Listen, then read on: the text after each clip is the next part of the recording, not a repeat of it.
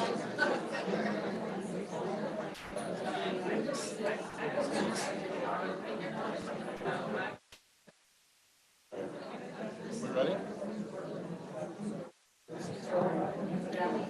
Okay. Boy, it's gonna be loud. Let me do it like. Wow, that's effective. Welcome, everyone. Sorry about the crowded room. We appreciate the fire department extending the courtesy of letting us use their house again. As we start our meeting, I'm John Davey. I'm the chair of the Eldorado Hills Area Planning Advisory Committee. With me tonight over here is Tim White. He's the vice chair. Online, we have let me get to the right list here.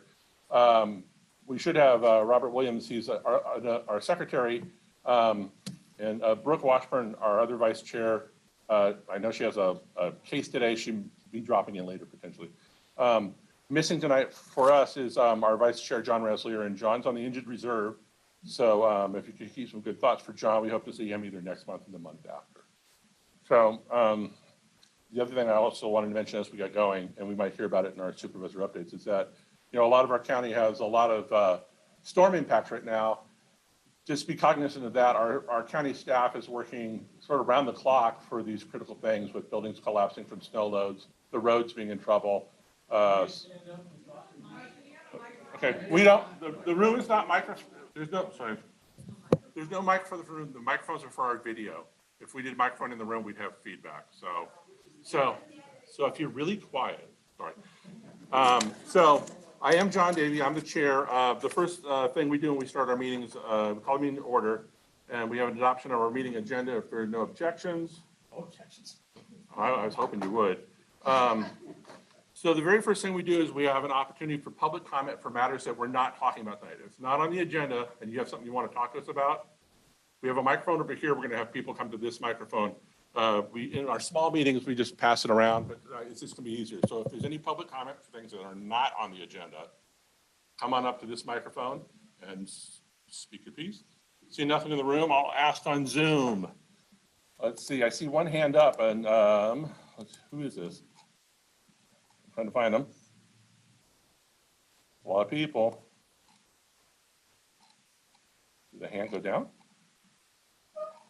I think the hand might have.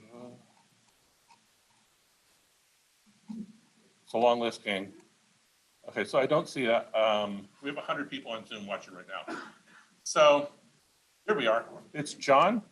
And I cannot see your last name. Is it Orozco? John, go ahead and unmute. If you have something you want to talk about that's not on the agenda tonight, now's your chance to do that. If it's something on the agenda, we'll talk about it when we get to it.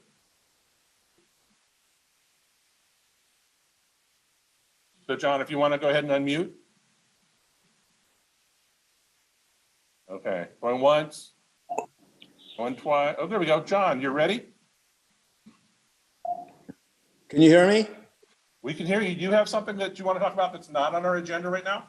I don't have anything specific. I'm just, I want to get informed about what you folks are thinking about doing. And if I have anything to say, I'll chime in. Okay, so I'm going to go ahead and raise your hand later when we start talking about it. If you have questions, we'll get to that in a little bit. Thank you. Thank you. All right. So moving right along. So that's our public comment that's not on the agenda tonight. The first thing we do, we have supervisor communications. Let's see. So John Heidel, District 1 is here. John, if you want to grab that microphone. Yeah. And is George here tonight? He's here. George, wave. Oh, there you are. We have a chair here, George. You have a chair up here if you want, but you're up next. So unless you guys want to hold hands. So welcome. I've seen very few crowds in this particular facility that were this large. So thank you for paying attention and turning out to listen and understand what this project is all about. Is the mic working? The microphone only works for the Zoom purposes, so I can try to speak up a little bit. I get told I'm shouting all the time, and please understand I'm not trying to shout. I'll just try to communicate. But there's three things, actually four things I wanted to communicate with you. The first is all of the damage that's happened across El Dorado County, in particular South Lake Tahoe. We had one of our DOT buildings collapse. Fortunately, nobody was injured. There wasn't equipment underneath it. It was part of the building that actually had sandbag storage underneath it. So that has been shut down. We do have really something in our favor, and that is we planned on replacing that building 4 years ago and authorized the funding. And this spring is when that building is going to go through reconstruction. So good or bad, we're going to be able to level everything out, start anew, build a new building, and that'll be taken care of. But if you can imagine, it's a flat roof in Lake Tahoe. What were they thinking, right? So that's the first thing. So please bear with us from the standpoint of all the demand on DOT. You got trees down and stuff, just understand they're doing the best they can, but nobody expected a storm like this. This is just basically wiped out their ability to serve and do the things they want to do. They're doing the best they can. They've been doing an incredible job, in my opinion. So second thing I want to share with you is we entered the county budget cycle. So we're now looking at our FY 23-24 budget activities. Our fiscal year starts July 1st. So we've had presentations by various members of the staff to the Board of Supervisors. A lot of those are recorded. So if you really want to understand where your money is being spent and by whom, listening to those videos would be very informative. There was 2 full days of it. So those are available online if you're interested. But I just had meetings today with the more detailed discussions about the supplemental requests, et cetera. But it's a continuing process. We finished one budget cycle. We started another one, as you might imagine. So that's also the things we're at. 2 things happened recently with board decisions. One was our Community Economic and Development Advisory Committee. That was a committee that we had difficulty getting quorums together to have meetings. We just, in the meeting, I think it was March 7th, we appointed 4 new members to that committee. So we have a new member representing District 1, it's Joe Verandis. So for any of you who might know him, he's going to be serving our needs relative to representing the community on CDAC. And community and economic development is all about working with staff to determine what kind of projects do we want? Where do they go? How do we make sure the infrastructure is in place? All of those discussions. So it gets into economic development, strategic planning, if you will. So it's going to be a restart. We have to basically define some new criteria, probably write some bylaws, but we're going to try to get that effort started again. The last one I wanted to mention was our Human Rights Commission. And at yesterday's meeting, there was a vote 3-2 to basically terminate the Human Rights Commission. So that is happening. There's a second reading this next week. But as an alternate path, we're looking at establishing a nonprofit organization to do similar work based upon a model that George actually shared with me that came out of Shasta County. So we've been talking about that. So if you do have an interest in getting involved with human rights, there may be an opportunity for you to get involved with that too in the form of a nonprofit. So those are the items I wanted to share with you. And I'm sure George can share with you a lot of the damage that's happened in the South County, because you've had it bad too, including where your house. So it's not all Tahoe, it's Georgetown, it's the South County. There's been a lot of severe damage and people who've been stranded in their homes for long periods of time, and some of them without power. So there's a lot of stories out there. But with that, I'll turn it over to George. Anyway, I'm Supervisor George Turnbury. Thank you for coming. Great turnout. This is awesome. It really is, especially with some of the issues I'm sure that you have and concerns about what's going on the Trail Road. One of the biggest things that I've been pushing right now, I'm working with Kevin Kiley right now to try to get the individual assistance for the people in Grizzly Flat that was denied by our president. Now, he's got a meeting with the president coming up here pretty soon. And the president, they did get the individual assistance. I don't know if he's just saying that or what, but anyway, we're working together to do that because those poor people are really suffering. We're also the tiny home issue that I brought forward to the board that's kind of been put on hold. We're looking for funding for that because these people are living in their trailers out there. There's people living in tents. Some people are. Not now because of the weather, but when summertime comes along, they will be back in their tents up there. So it concerns me a lot. It really does, especially with the residents there. Also working with the water agency right now with the flooding in Cameron Park issue that's been going on for decades, 50 years plus. The infrastructure is way behind. It needs to be upgraded. So we got an engineer, which the water agency basically hired, and working with the CSD, and they're going to put a map together and fix that problem. And we got to have that done prior to any money that comes. And we're looking at probably $8 to $10 million to fix that project down there. Cameron Park has been a big issue a long time, also with the town of El Dorado. So there's just a numerous bunch of things with all the storm damage and stuff. DOT, it's amazing what they're doing. You got to understand, there's only 7 people that's in South County in District 2 that runs. 7 people on DOT runs all of District 2. That's all the way from Grizzly Flat to El Dorado Hills. Isn't that something? We are understaffed. We really are. But they're doing an amazing job with the the resources and the people they have. So I commend them, I really do, and our fire departments especially too, with all the stuff that's going on and how they've been really supporting for the county. So I appreciate it, Mo, very much for what all the hard work you have done. There's so many things going on right now, and I know this is a big deal to you, and I won't go any longer. I won't be long-winded. So anyway, I'm done. Thank you. Thank you, George. Thanks for. I'm done. That's faster than a Board of Supervisors meeting, so we appreciate that. So, let's see, where am I? Let me go ahead and switch this. I'm doing some driving here for the Zoom folks while we're conducting this meeting. So, the next item we have on our agenda, it's a brief update with notification about a project. It's technically in rescue. It's along Green Valley Road, and it's across from the Pleasant Grove Middle School.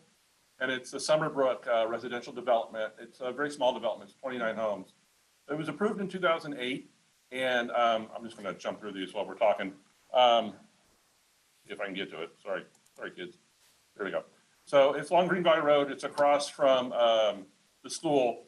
2008, they had a condition of approval to build a traffic signal at Green Valley and Deer Valley, the western end of Deer Valley Road.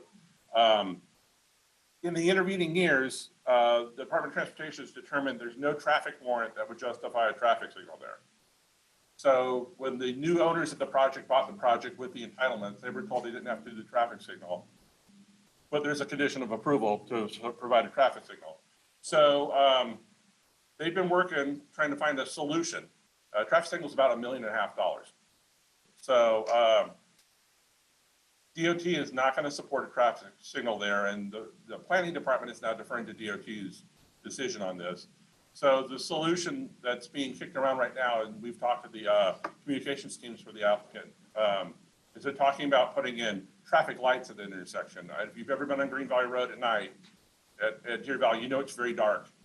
So that's the one consideration, because they can't justify the traffic signal based on the California Highway Design Standard, the manual, and DOT says warrants don't exist. So that's our update on that. We just wanted to share that because people have been asking about it, and we had been engaged on it. We had provided some questions about it when that first came up a year ago or more. So, but we're happy. We've got really good engagement with the communications team. In fact, one of them right now is working for a resident. It's a rural property behind it, and in 2008, he notified at a planning commission hearing, I have a shooting range on my property. You're putting 29 homes in. Can we get a disclosure for those people buying those homes so that they know that this exists and there's no surprises and I can keep the thing I've had? He's been there for 45 years. It was not codified at the planning commission. They talked about doing it and then failed to take an action to codify it. So the communications team for the applicant, I've been talking to her and she's like, you know what, I'm going to find out. So they're going to the board of real estate, and they're going to get that in there so that whoever's buying property in there gets that disclosure. There's cattle back there, there's gunfire, there's a shooting range, or a target range. So it is the county, it's rural. So we appreciate the amount of outreach and engagement they've had with us as APAC and with the community right there. So when it comes to an action, I imagine it'll be coming to the planning commission, we'll keep you updated. So if there's no questions about that, all right, on with the show. And again, this is just where it's at. The Pleasant Grove Middle School is there. The Deer Valley Road is the red balloon on the map. So that's where they're talking about doing traffic lights, not signals, traffic lights. And then that's the actual intersection. So we talked about this quite a bit in previous meetings. So I'm going to move ahead. So on the agenda, I think some of you might be here for this. So I want to start this conversation first. So no developer or project applicant, they are not required to come and talk to us. So we extend courtesy to them because they're extending the courtesy to us. If we're not able to talk to developers and applicants, then they don't hear from us and the process breaks down. This is our moment to have some representation, hear from them, for them to explain to us what their project's about. And we'll all have questions. APAC submitted a bunch, and we have some answers, and it's posted on our website now. But tonight they're going to make a project presentation for APAC voting members and for APAC members so that we can learn about it from them in person. And then we'll have a discussion afterwards if we have some questions. What we're going to do is we're going to do a couple in the room. We'll go to a couple on Zoom. We have a lot of people in Zoom. So, but we'll go to Zoom and we'll ask, but the thing I want to stress is that we're not deciding anything here tonight. APAC as an organization since 1981, we're just providing the feedback. We have no authority. We want to be respectful of the fact that the applicants are here and they agreed to come down and talk to us. So we're not accusing people of things. We're not going to argue about it. Just when there's an opportunity to ask questions, we'd appreciate if you ask your question. If somebody's already asked your question, if you have another question, do that. But if we're not going to do it twice, and that you got about 2 minutes to ask the question, we'll hear the answer, and then we got to move on because we have this room for a very limited time. I don't want to write a check for it. So that's how it's going to go. And if it gets to the point, we've never had to, Tim brought a gavel for me tonight. We've never had to use it, but if it gets to a point where, it's disruptive and we're not being respectful of each other, we'll probably just take a recess, the applicant can leave, and we'll go on the rest of our agenda. So if you want answers, we need to hear, and we need to be respectful with the questions. So with that, I'm going to stop my screen share. Who am I talking to first? George? George, you're going to do it? Okay, if you want to go ahead and share your screen, it should jump up there. So as you get to that, if you want to introduce anybody, or if you just want to on the fly, I don't know, you got to pick a screen. I hope it's not recipes or.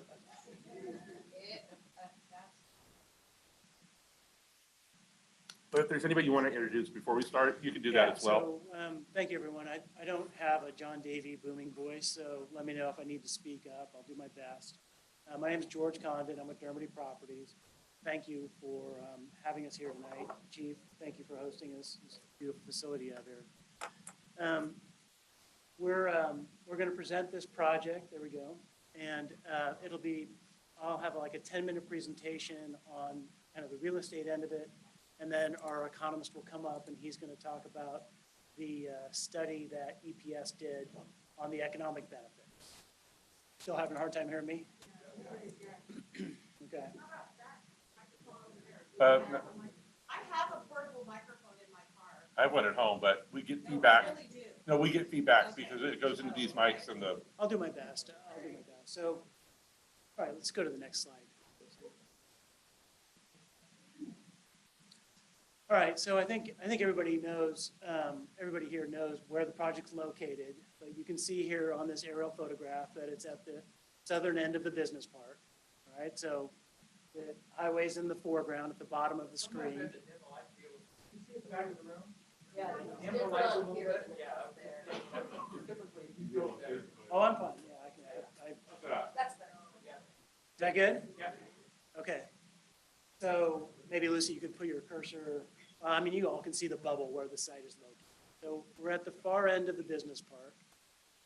Go to the next slide, please.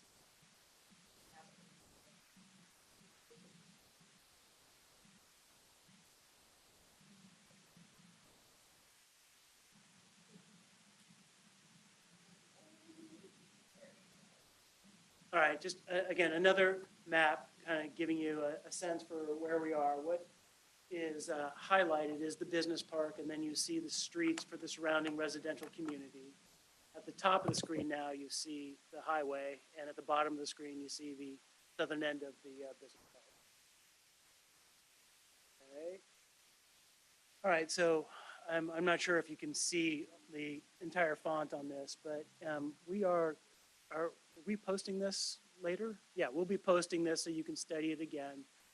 But I'll just talk through this real quickly. So the tall building, I'll get to that in a little bit, is the east building, the one closest to Latrobe Road. And then the west building is the larger footprint, but a shorter building. What I think, the important takeaways on this site plan are the areas in, is that blue, Lucy, for the parking? In green? Blue-gray. Let's call it blue-gray. So the areas in blue-gray is where you're going to find automobiles and trucks. And I think you can kind of make out, but the fronts of the buildings, of course, are where the employees park. So that's where all the cars will be. And then the sides and backs of the buildings are where the trucks are located.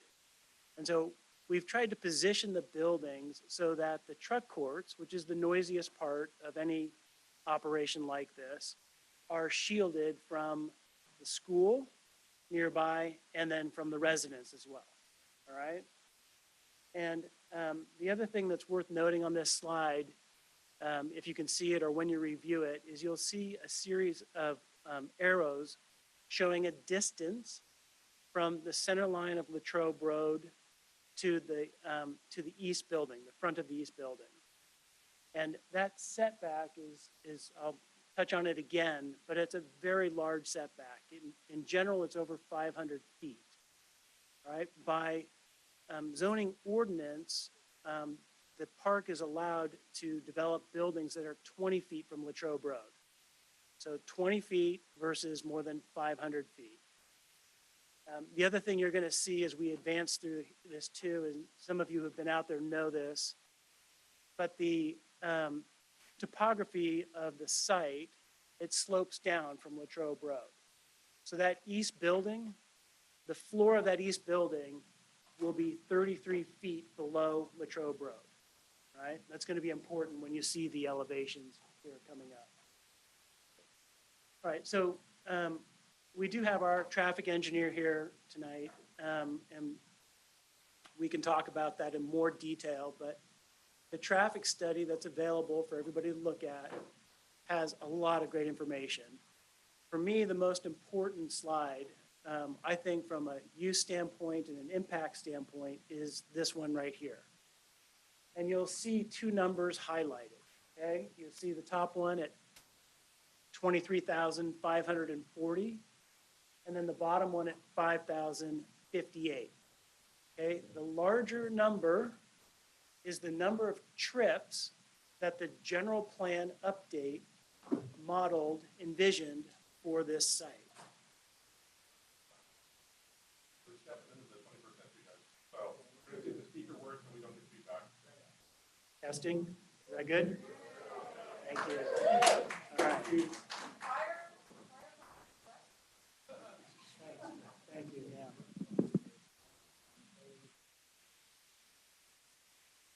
I'm just warning you, I don't do videos. All right. Is that okay, John, for the people who are on Zoom? Actually, once that microphone's supposed to, yeah, the room here, yeah. So this one will be from the room, and that one's for Zoom only. Okay. How's that? All right, good. All right, so again, that top number are the number of trips, both automobile and truck trips, envisioned in the general plan. So the general plan, when it looked at this site, it said it's going to develop the way the park has developed up until this point, all right? So you all have been out there, you know what type of buildings you see out there. There's one building that is similar in size to our buildings, but the rest of them, you all know what I'm referring to. So again, 23,540 trips. The two buildings that you saw will generate 5,058 trips. Dave, these are peak hour trips, right? Those are daily trips, thank you. So that's not peak hour, those are daily trips. So if you do the math on that, you'll see that our project represents an 80% reduction in the number of trips that were envisioned. All right, and that 80% is that just below the 5,000 number, you'll see 18,482. Dave, did I summarize that correctly? Yeah, okay. All right, let's go to the next slide, Lucy. And again, when you get a chance to read the traffic study, you can absorb this again, but I just want to highlight what I think are the important points. All right, I won't spend a lot of time on this slide, but this is just to show you the proposed landscaping plan. Obviously, I can't even see the slide. You can't make sense of what you're seeing right now, but when you see the renderings, this will all make more sense. But they're heavily landscaped, as you can imagine, in the parking lot area in the foreground of the buildings. Let's go to the next slide.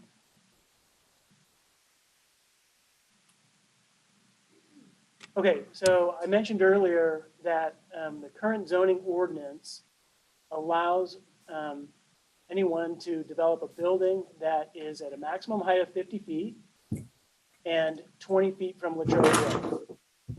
All right? We're not proposing this. This is just for illustration purposes. And so if we didn't have the topography that we have, if we didn't have the setback that we've created, this is what you'd be looking at for an allowed building, allowed by right building. It's a giant wall along Latrobe Road. All right, let's go to the next one. I've already touched on this. We put this slide in here just to reference again the setback areas. And so a little hard for me to see those numbers, but I can tell you they're all over 500 feet. And then Lucy's highlighting right now the point where if anybody's out, when people are out there, the point that she's highlighting with the star, that's where the bike path intersects Royal Oaks, just above Latrobe Road. Okay, and so that's a public viewpoint, which is going to provide the most prominent view of the project. And what is that distance, Lucy? 686 feet away. All right, let's go to the next slide. Okay, so apologies for that arc you see. That these renderings were just finished today. That is we think that's a telephone line that the computer just didn't get right. So try and ignore the arc, okay? But where you're standing right now is, again, at that bike path where it intersects Royal Oaks, again, just above Latrobe Road. And in the background, you're seeing how Royal Oaks will be extended basically west into the site, okay? And the top image is showing you what the building will look like when the trees are first planted. The bottom image is showing you what it will look like when the trees mature. Okay? So the reason I showed you that landscaping plan is to impress upon you, when you see these renderings, how densely planted this is. And you'll see even more as we progress here. So let's go. All right, these two slides seem to tell you nothing, but in my mind, they communicate probably the most important thing about the screening that we're doing. So you can see on the map there, the inset map that we've got, that you're standing at the southeast corner of the property. Imagine you're coming up Latrobe Road now, all right, and you're headed north, and you're looking left at our project, all right? Hopefully you're not looking for long. But when the trees are first planted, you can barely see the building, all right? And as the trees mature, you can't see the building. And what it is that the trees are planted, the landscape architect sets the distances for the health of the trees, but when you're at an angle, it creates a really strong visual barrier. So that's what this is illustrating. Let's go to the next slide. All right, and then what this is showing you is there's a public bench up Royal Oaks Drive. And so we shot a picture of that, and the graphic artist has created this rendering showing what it's going to look like from this distance. And actually, I didn't point this out on the other slides, but I'll point it out now. I think what's important here, obviously the landscaping is not going to shield your view of the building when you're up this high, because you're above the tops of the trees. But what you'll see is that the buildings, it's called the parapet line, the top of the walls, are below the horizon line.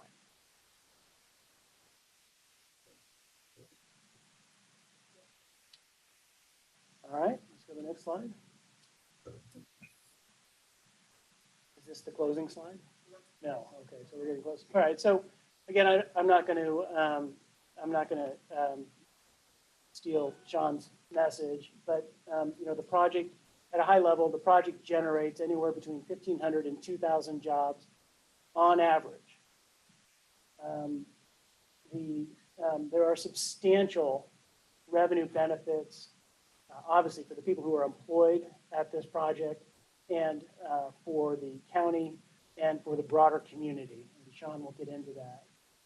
Again, the number of trips per day it will be 80% less than what the general plan envisions.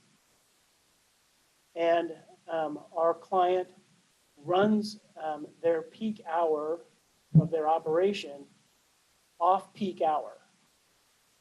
Is that a good way to say it, Dave? No. So when they run a shift, their shifts will happen outside of the peak traffic hours that the community experiences. Go to the next slide. 24/7. Thank you. You'll have a chance to make your comments. I appreciate that. So again, this is our opportunity to present the project to you, as John said. We look forward to hearing your feedback. And we will continue to reach out to the community, to the county, to the supervisors, and have this discussion as we move forward. Thank you. Oh, I'm going to just turn it over to Sean now so he can go through the economic impact analysis.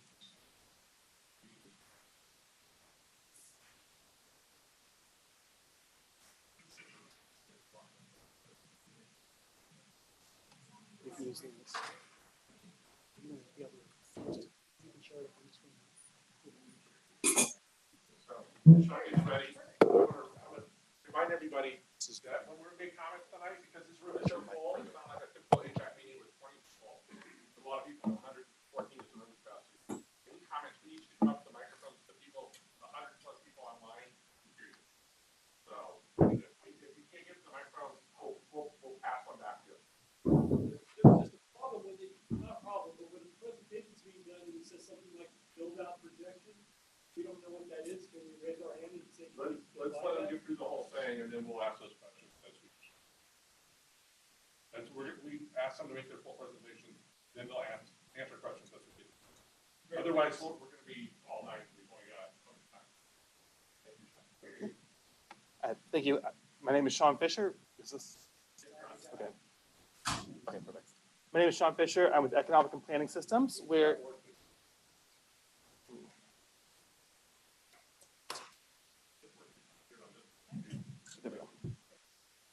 Perfect. Thank you. My name is Sean Fisher. I'm with Economic and Planning Systems. We're a land use consulting firm that have been around for approximately 40 years now. We get our 40-year anniversary next month. We have a lot of experience working on projects in El Dorado County, including many within the El Dorado Hills business plan area, and plenty of experience working on economic impact analyses. What we've done for the project here is that we have prepared an economic impact report for the Project Frontier showing what the investment in the project will do in terms of creating economic activity within the county.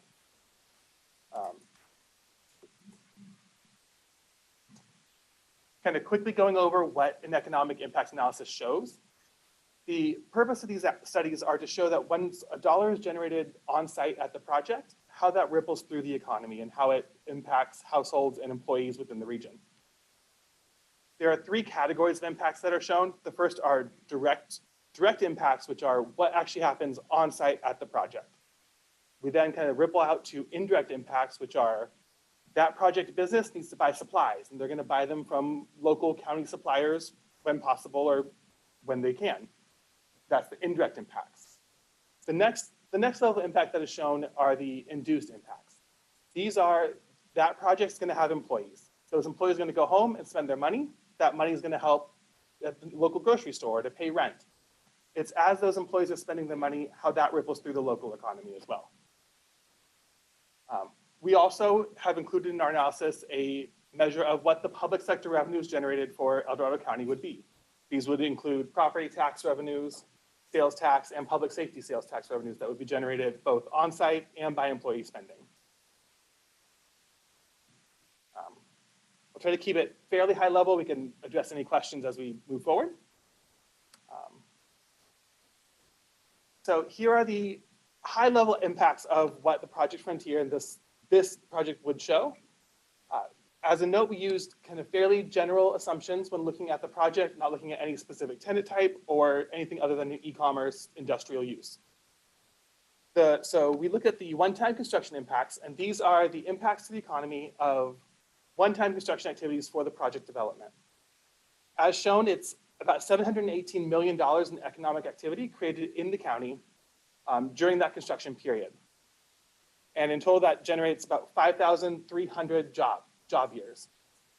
What a job year is, as opposed to just a straight job number, which is important for these type of studies, is that a job year is the number of years employed. So if the construction were to take 2 years and one person's employed for 2 years, that counts as 2 job years. When we then move on to look at the annual ongoing impacts of project operations. So this assumes that both buildings are built and at full stabilized operation levels. And that shows that through these three different impact categories, there's $218 million in economic activity generated in the county. That's included of value added to the county, as well as employee wages and labor income. And on an ongoing basis, the project, as George mentioned, is anticipated to support about 1,000 to 2,000 employees, or 1,500 to 2,000 employees, I apologize. And in total, as we count kind of that ripple effect of the project, we estimate there's about 2,200 jobs in the county supported annually by project operations. We also estimate that the project will generate about 10.4 to 23.4 million in annual revenue to the county for funding various general fund services, including public safety. Now moving on to kind of a more granular look at some of the impacts.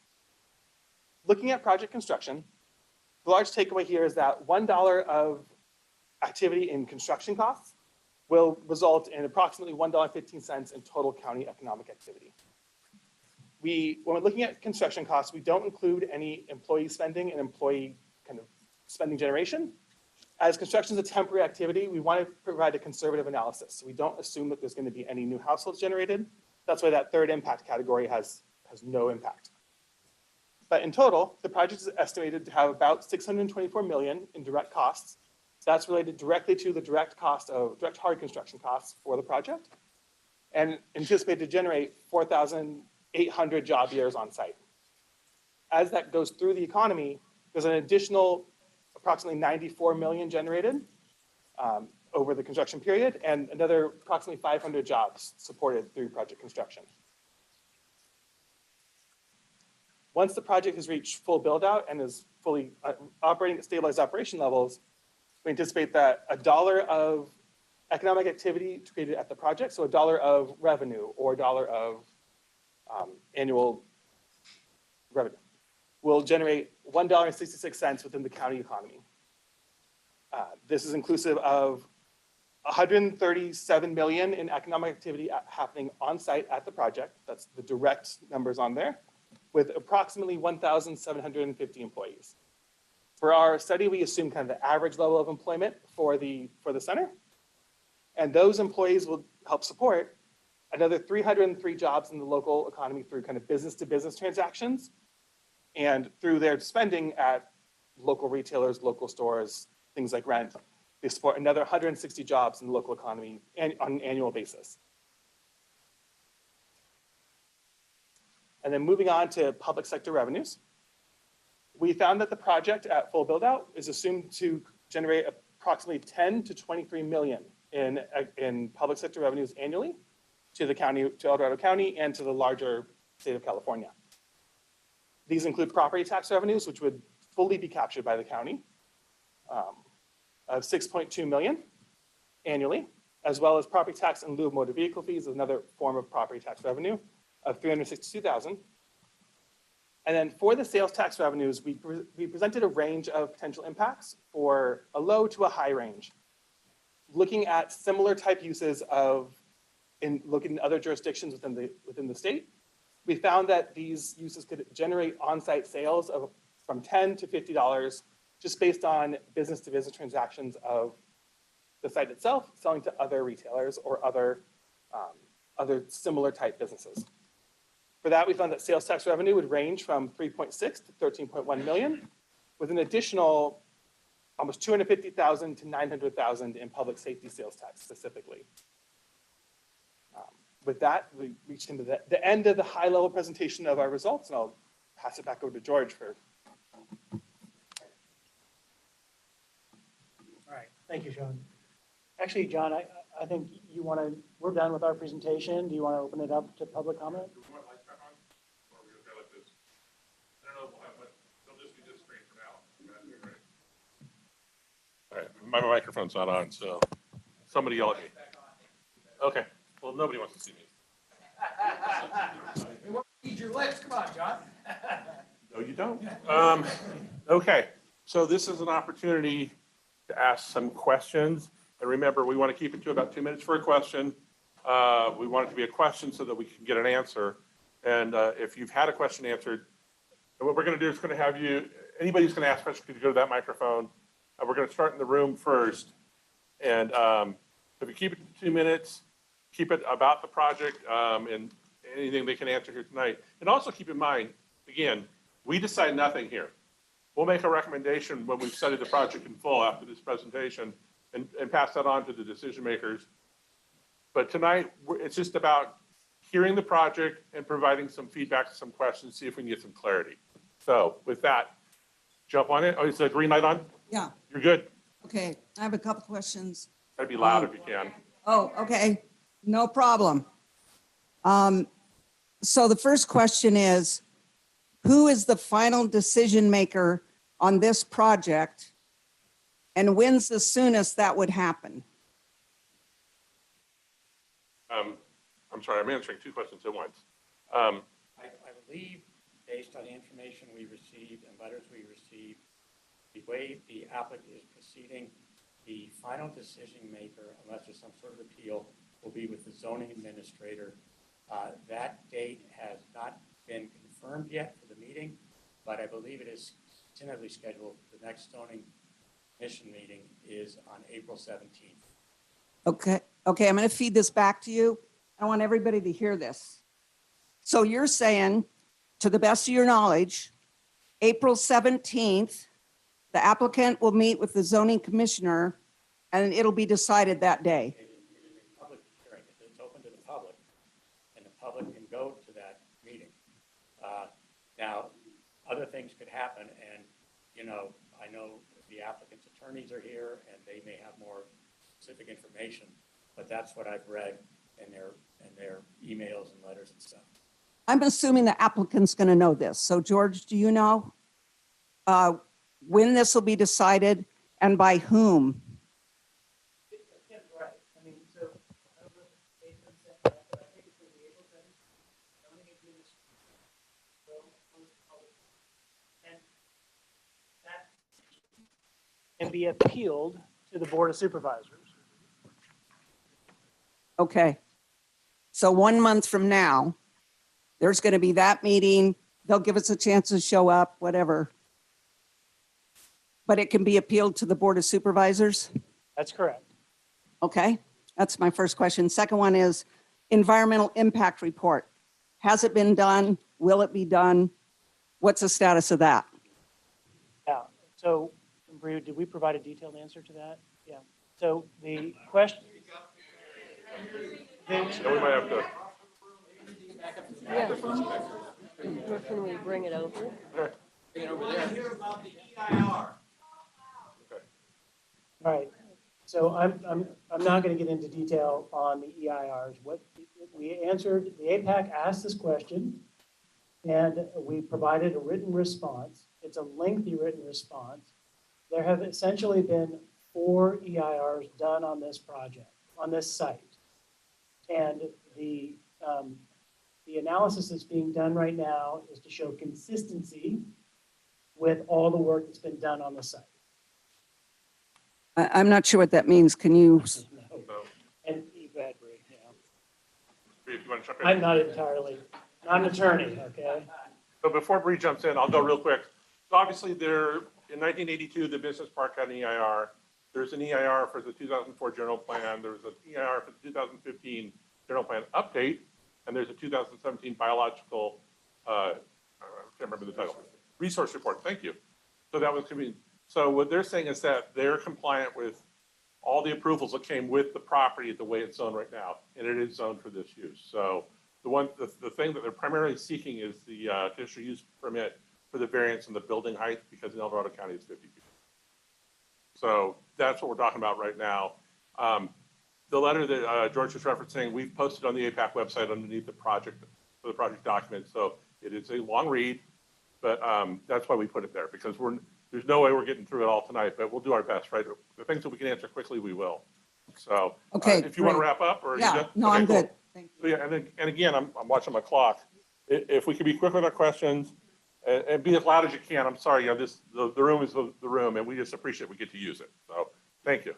I'm pretty loud, so I'm just gonna. Let Bree finish. I think you did great, John, and Okay. I can Don't go put into that on more me. detail. That's not billable hours, by the way, so go right ahead. I'm pretty loud, so I'm just gonna be loud. First of all, I want you all to know my name is Kelly Malavaya. I am the District 1 representative elected to the El Dorado Hills Central, GOP Central Committee. We invite you all to get active because we are talking about this issue. I need to hear, just for reiteration, from these two. Are you saying what they're saying is correct, that you two do not have any vote or final recommendation on this project? Not for a conditional use permit. If it's No, but for the appealed, actual final applicant for this project to go to completion. based upon appeal, we will get to decide it. If Okay, it's not these are appealed, the we two won't. guys that are probably gonna go to, so remember, send them a little email. Two quick questions. One is, I do believe that this project does not fit the standards of our Measure E traffic mitigation plan.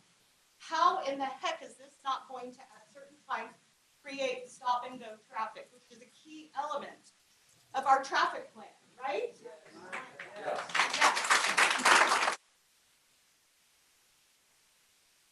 If you cannot fulfill mitigating that requirement, we can go home, okay? Secondly, what I want to know is, what is the plan? I think it's fair to know, we know who the applicant is. So let's suggest that we know who the applicant is. The average income is under $30 or less per hour for 80% of the workforce. Where are they living? What is that plan? Where are they going to school? Where are they living? How are they commuting here? Will we now be having a conversation about adding more multi-complexes and apartments and clustered homes so that we eventually become, stand here in this room, your economic presentation was beautiful, but that's not who we are, right? We're a rural community. We care about our quality of life, our general plan, our open spaces, our safe traffic, our safe communities. We are not as impressed by bringing a bunch of money. So I think it's really important to remember that in your plan. Be honest with us and listen. Thank you.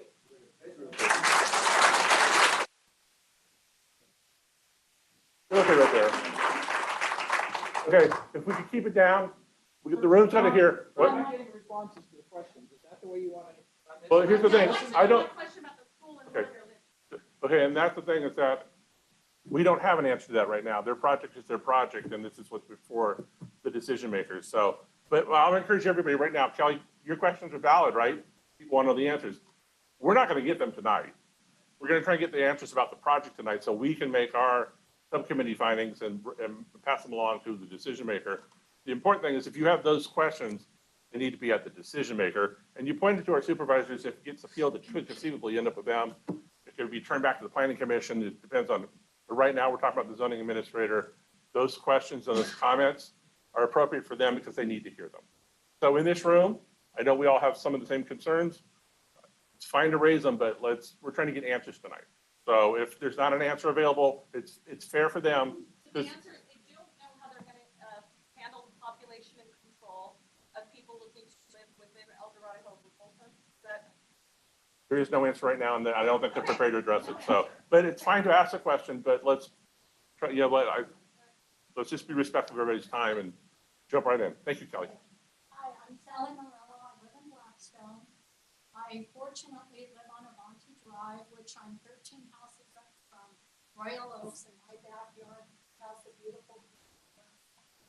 My two concerns are noise pollution and diesel pollution. I worked at a warehouse in Southern Cal for 32 years, Anheuser-Busch. This place has 100+ bays where the diesels come in 24 hours a day. How often are those diesel trucks? That's 100+ diesel trucks. More than 2,400 trucks because they're gonna constantly be delivering. The noise pollution from the trucks bearing down at the stoplight is one thing. My backyard and bedroom faces that. But I'm concerned about 1,500 employees, that's 1,500 cars a day over 24 hours. So my concern is the noise and the pollution. And did anybody do a study on how many diesel trucks, and that doesn't include the delivery trucks coming in and out if it's Amazon. So this whole thing is a big concern. And that's all I have to say. So I don't know that I'm prepared to answer, but I'll jump in with what we've read is that, we've seen the traffic analysis, the draft. And the numbers are, as were presented tonight, those are the numbers that they're saying they're going to be in terms of daily truck trips. We have the draft, the traffic analysis, and we posted to the APAC website. It's not in bracket. So we posted online on our website. So if you want to go take a look at the details there, but it's a lot to go through, right? So I don't know that. I've read it completely. Good deal. Thank you. And share your concerns. It's appropriate. You need to make sure that people that are deciding hear this. Are you gonna have an organization or committee look at the pollution end of it? We've looked at the biological study they've conducted, and we'll have questions. Not on the building, but of the air quality. Yes, yes. Thank you. Jump on in. And as long as you can get close, as long as you're in front of it, people online will hear you. My name is Marwan Abu Diab, and I am IT. Okay, hold on. My name is Marwan Abu Diab. I'm an IT director for a major agriculture company, which we ship vegetable, okay, to everybody in the store where you buy. We have one of the warehouse, we have 52 doors, okay? I oversee the shipping line, basically in my department. And if you drive onto Monterey, that's what I'm talking about, on Highway 1, what you see how many trucks leaving in and out per day. And we're talking about diesel truck here. We're not talking about small trucks, okay, folks? We are averaging about 1,000 trucks per day on a small 52 doors, okay? 24 hours, we ship 24 hours. So let me go back to here. This is the presentation did not mention the square feet, did not mention few details. So let me talk about, I brought some result here. You have 4.14 million square feet of space that this facility is proposing. This is the second largest in the nation after Boeing Everett factory, okay, where they build the airplanes. This is second largest. If you want to see this project, how it looks like, look at the project in Ontario, California. It's exactly the same one with slightly about 100,000 square feet less. What does this entail? You have 155 loading dock, okay? 155. You're not talking about 50 or 20 loading dock, 155. Imagine this running 24 hours a day. Imagine how much diesel fumes coming out. Imagine the forklift, what's gonna produce out, folks. Okay, and you have 892 trailer spaces on the facility. And you have 2,910 parking spaces on the facility. We're not talking about the view, folks. I live in Blackstone. I don't care about the view much. I like the view. But guess what? We have a darkness now. We enjoy the darkness. What's gonna happen? Lights 24 hours, noise 24 hours, pollution 24 hours, folks. Let me just talk about, I mean, I am an IT person. I like the presentation, the economic impact. But I think what it fails to, that economic impact is suitable for deserted area, not in the middle of residential area where a house, an average house is $1 million, $1 million, folks. Consider your quality will go down. The housing prices will go down. You have about 3,000 houses impacted by this. What's really ironic about this, that we are not looking at the health impact of those folks living, including myself and my family, okay? We're not. They're not. They're talking about money. Yes, you bring 2,000 people in at minimum wage, but you're impacting about 4,000 family folks. You're gonna impact their life. You're gonna impact their asset. That's what's gonna happen. So what I'm saying here, we may agree that, yeah, we're gonna bring 2,000 jobs to this opportunity, but who where this can come from, as my predecessor was saying. So really, there is something else I want to say. The California South Coast Air Quality Management District adopted an amendment, which is really impressive, that they say you have to build something for a 100,000 square feet facility. You have to keep in mind the impact assessment of that emission from a warehouse of 100,000 square feet or more can affect the health of those living from 0.5 to 2 miles radius. Thank you.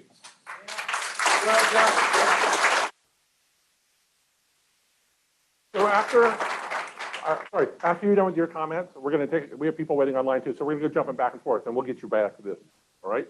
Jump 30 in. seconds. My name is Robert Gordon. I live in Blackstone. And some of this was covered, but are there any studies that have been performed and that are available for a citizen concerning the housing price impact of this project? I know we're not here to talk about money, but you know, and everybody's talking about views, but my property value is ultimately tied into when I get to retire and what type of education I can provide grandchildren. And so it is, that economic issue is a personal issue for all of us. And I just want to know if there's documentation of studies done to predict the economic impact on these adjacent homes. You know, 3,000 homes is what the gentleman said. I don't know if that number is correct, but I know in my neighborhood it's 1,500 homes. I don't know that there is, so that's fine. So, but, and we'll get you right next. But would you please submit those comments too when it's time for the decision? Could you make them written or go there in person? It's as long as comments are in, they hear them, right? So they're valid comments. I don't have an answer for you tonight, but that's a question you can present to the decision makers. So when we don't know yet. There's no agenda, and it hasn't been announced. Thank you. So we're gonna go online real quick. And I just want everybody, we need to go quick because we have a lot of people waiting. So the very first person online is Ruth. If you can go ahead and unmute Ruth, and we can hear you now. Thank you. Ruth.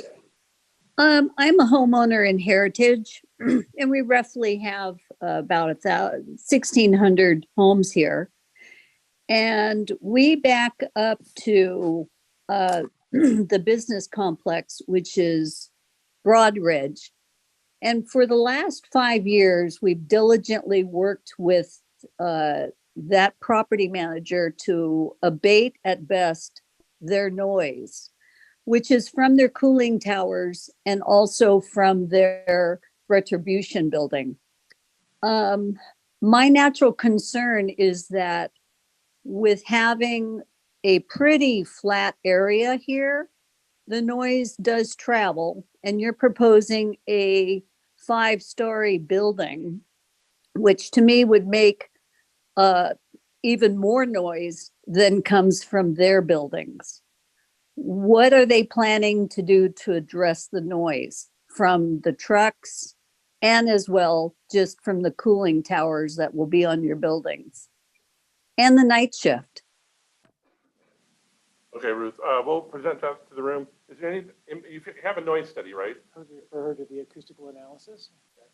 There is an acoustical analysis, and we asked that question, and the response we got from the developer, the end of that response is the acoustical analysis concluded that the maximum worst-case sound emissions at nearby sensitive receptors would comply with the county standards.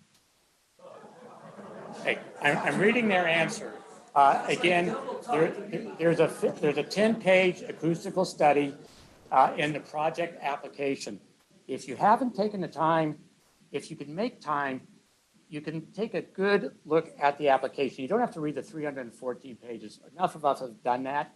But look at the 40 or 50 pages that sort of summarize the high level. Then you can go look at the other 7 or 80 pages if you want to get a list of every botanical name and species of plant or tree that's on the site. You can get into that granular detail if you want. But otherwise, a lot of the questions that are being asked and probably will be asked, if you take the time to look at the application, they are answered in there.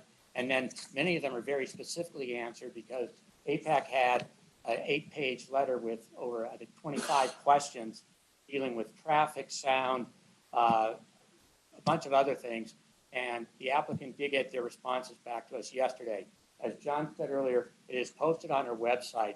So if you don't get the full answer you're expecting tonight, please take the time to go look it up. If you have problems finding it, send our emails are on the letterhead for APAC. Send it to the letter. I'll point you in the right direction in the application or the answers or you might find the answer for your questions. Okay. So we're going to go online with 2 more, and then we'll go back in the room. Sorry to make you stand the whole time. So Bob, DeRoss, could you go ahead and unmute and ask your question?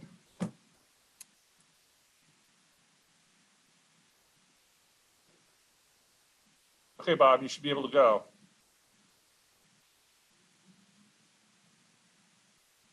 I see that you're unmuted, but we cannot hear you.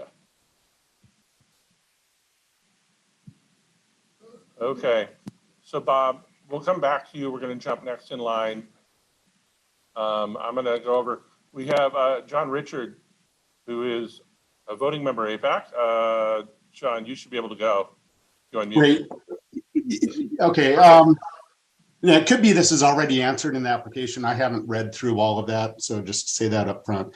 But first, I'd like to thank the applicant for being here, or the representatives. I think it's great that you're here to answer questions. But one thing I've heard from the audience here is concern about operational hours. And when the applicant stated that the peak hours of operation would be off-peak relative to other traffic. And I'd like the applicant to expand on that. What does that mean? Are we looking at, is it a 24/7 operation? What are the peak hours? I think that'd be important to get some more detail on that. Thank you, John. Do you have it? I don't know if you want to get up so the room can hear you. Yeah, sure. I want to bring that over to you. I don't know how the cord might reach. Good. I'm good, yeah. So I don't have the operational hours. It's a 24/7 operation if that's what the user wants to do. There's no zoning restriction on hours of operation. What the user does is that they schedule the bulk of their deliveries outside of peak traffic hours. So rather than clogging up the roadways when everybody's trying to get kids to school or. Please take a look at the traffic study and it'll tell you what the peak traffic hours are.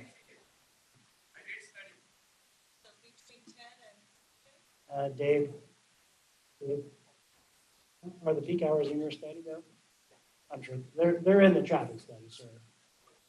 We'll try to get that answer here, but let's go ahead and finish up with John's question about that. I think you've addressed it. You're talking about that the way your shifts work and the way that the deliveries and the dispatch works, it's off peak.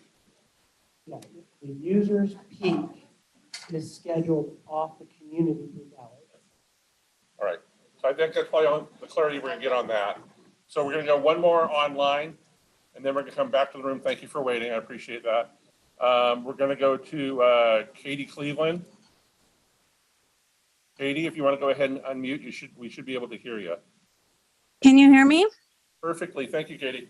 Hi, I live in Blackstone, and I actually live on Avanti Drive. So, and I have the street side of I live on the street side of Avanti Drive. Some of my questions have been answered here, but I just want to clarify because it is hard to hear online.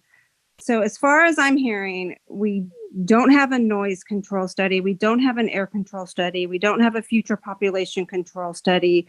We don't have an economic or housing price study that we can refer to. Is that correct? You want me to answer? You go ahead. Well, we do have a noise study. Okay, that's the acoustical analysis. Okay, I understand that. Do we know? So I like, and I gotta say, I really appreciate some of the wording we've been used here as if to soften this blow. You know, the recurrent use of less than 80%. Well, we're still talking 5,000 cars a day on an itty bitty tiny road, on one road. So for us, of those of us who live, especially on Avanti Drive, especially those of us who have that street side, I mean, this is a huge impact. This is a 24-hour, 7-day-a-week operation. And I would like to know I was trying to Google it online while I was waiting for my turn. What is the decibel control? What is the zoning, or not the zoning, but what is the ordinance for noise control in El Dorado counties? I mean, some of those are very high. You live out in Natomas, you have planes flying over your head, but that meets the standards. You live, next to a railroad track, you have trains barreling down your backyard, and that meets the county standards for noise ordinance. So what is that? What is that level? So it's detailed in the acoustical analysis. The consultant states what the county standards are and discusses that the proposed project will be below the county standards. There's a lot of detail in there. It's actually the shortest report. It's probably 10 pages. It's worth reading. Yeah, and we did ask some clarifying questions on that in our questions to the TAC meeting, and the responses that the applicant has provided, it's posted on our website right now. So we did ask similar questions, and off the top of my head, I know Tim's struggling to look for it, but I'm not going to recall it right now. But according to the analysis that's been done, is that they're compliant with the county ordinances. So, Katie. Okay, and then so what is this land actually? I was trying to find online. What is this land zoned for right now? It's zone R&D industrial. Okay, what exactly? What's that? When did it? I'm sorry, research and development industrial. And what the project application indicates, and what the county has said, is that it's consistent with the land use zoning. So this could have been developed in 1982 when the business park opened, or it could be developed now, or it can be developed tomorrow. So that's it. Thank you, Katie. And then, so we're applying for a temporary use permit. So this land is not zoned for what they want to put on this land. That was my point. I mean, if we're looking for a temporary use permit, we're not looking to change the zoning of the land. We're looking to build something on the land that the land is not zoned for. It's zoned for the usage. They're looking for a conditional use permit for the building height, which would be a variance that the zoning administrator can either grant or not grant. So again, if you're going to, it's important, if you're concerned about that you need to share that with the decision makers, either a public comment in person at that meeting, at that hearing, or to put them written and submit them online. So thank you, Katie. Can I ask one more question? Can I ask the elephant in the room? Okay, Katie, I've got about 70 people standing up here. So Thank you. Thank you. Well, maybe 20. I'm bad at math. Thank you for your patience. I appreciate it. Yeah, it's for the Zoom. So just be loud. Okay, I'm Tom Shaw. I live in El Dorado Hills here. And one question. I mean, this is zoned for, this business park's been here a long time. So if this didn't go here, presumably stuff would go on the site that's already similar to what's around it, correct? That's right. So that would be industrial, office, and the like. Yeah. And so you mentioned 2,000 potential employees, about 4 million feet. That's 1 per 2,000 feet. How does that compare with the density of traffic impact from other uses in the park? Do you know? I mean, that, go on? Yeah. Okay. So the, the 1 per 2,000 is pretty standard for our industry. What is unique about this project, and the reason it has such a dramatically less impact on the number of trips, or maybe a better way of saying is there are so many fewer trips, is because of it's called the coverage ratio, but the building doesn't cover as much of the 180 acres as a traditional business park would. And so with the traditional business park, you're going to get more employees. but that also means more trucks and more cars. Would it be more employees per 1,000 feet or about the same? It would be about the same, I think, maybe slightly more, but it would be about the same. I would have just assumed the same, but I think you'd have more real estate on the 180 acres. And then for the building height, are there going to be windows up there and people looking out or? No. No, not at all. So really, and the trucks are 30 feet below the Latrobe Road? Yeah, so- actually, so the front pad of the building is 33 feet below Latrobe Road at Latrobe Road's lowest point. So it's even further, Latrobe Road obviously isn't perfectly flat.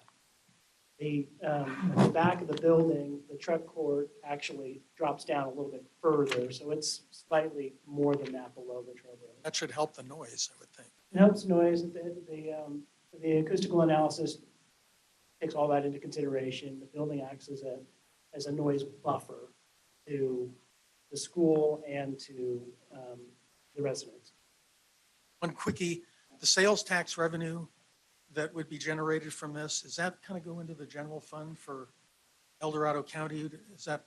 do we know? If you want me to, I'll try. Does it help us out? I'll do this. Auditor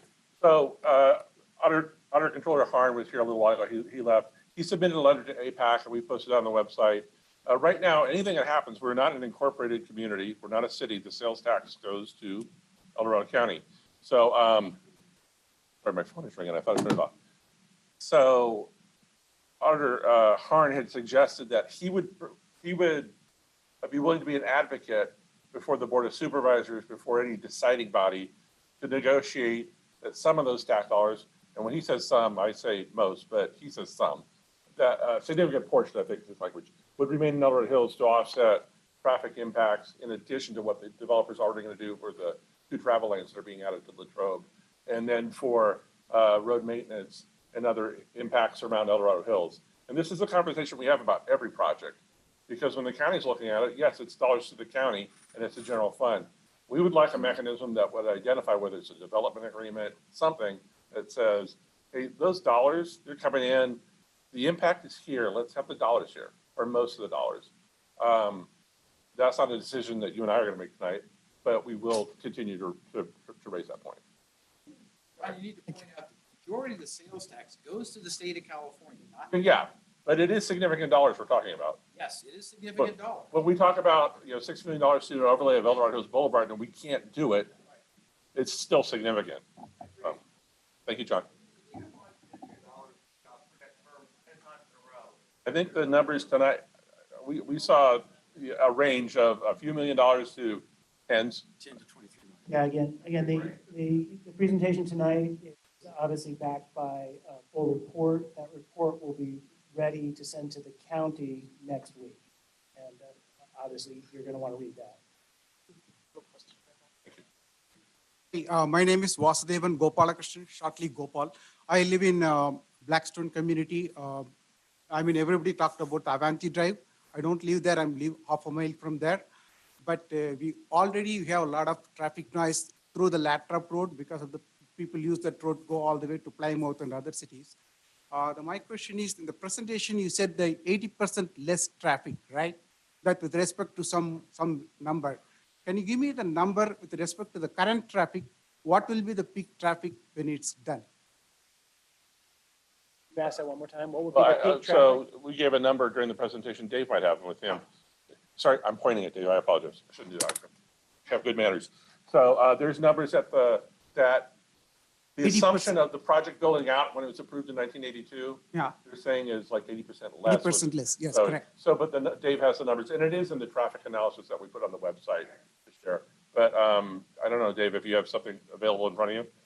I do. What number? What's projected for? Thank you, Chief. Oh, look at Chief Ryan. And that's for online. That's not for the room, so you have to be loud. The build out of the business park as intended. 25,000. Was it 25? Yeah. 25,000. 25,000. Okay.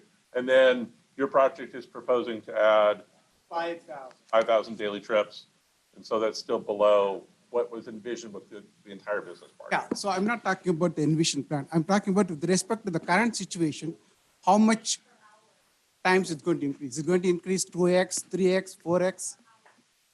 With respect to the current, yeah. What is your That current is in traffic? the analysis, and I'm gonna blank on it because it's not in front of me. So typically when we see the traffic analysis, we get a number of existing, and we get an existing plus project.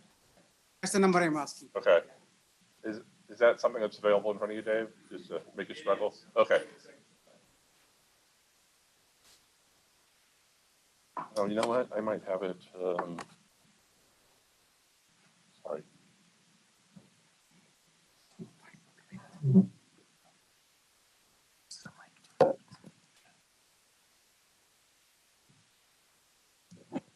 Don't have it in front of me, I apologize. So, a representative number. Yeah.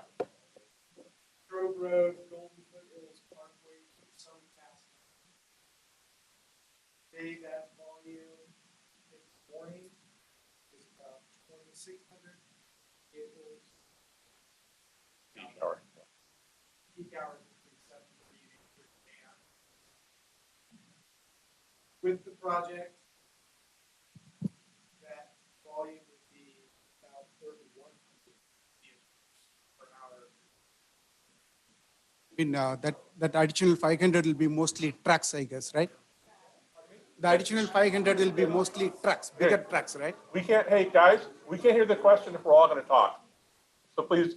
Yeah, I mean, we have the vehicles currently, it's like you said, 2,600. They're mostly cars, right? But we are adding 500 big trucks on top of it, right? So we cannot compare just the numbers. That's why I'm asking the second question, how much the noise goes up, like, is it going to go up by 2x, 3x? And the same question for pollution too, right?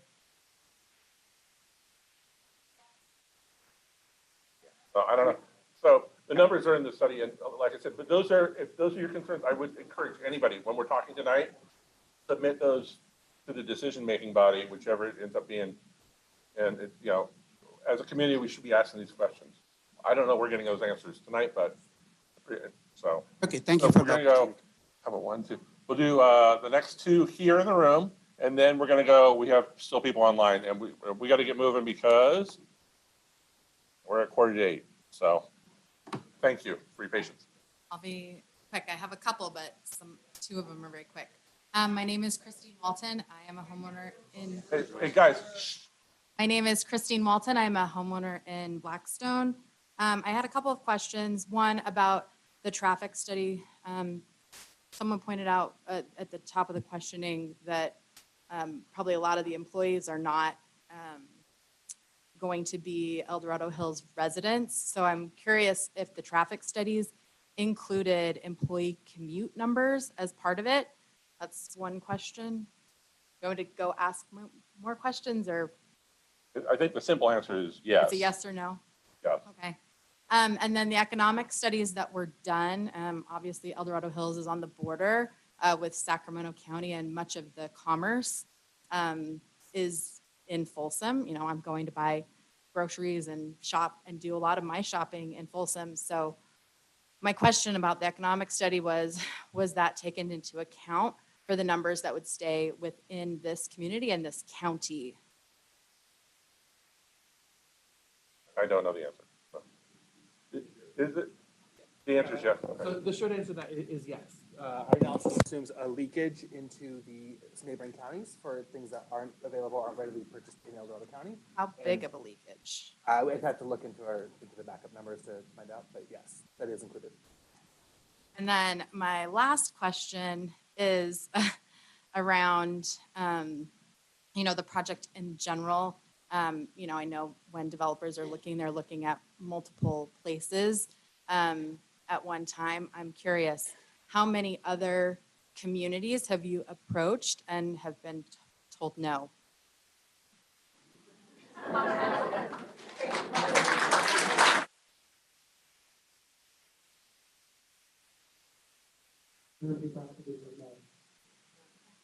they're not El Dorado County. Okay, thank you. That's it. Good. So I'm going to ask you all, we got to make our questions come in fast.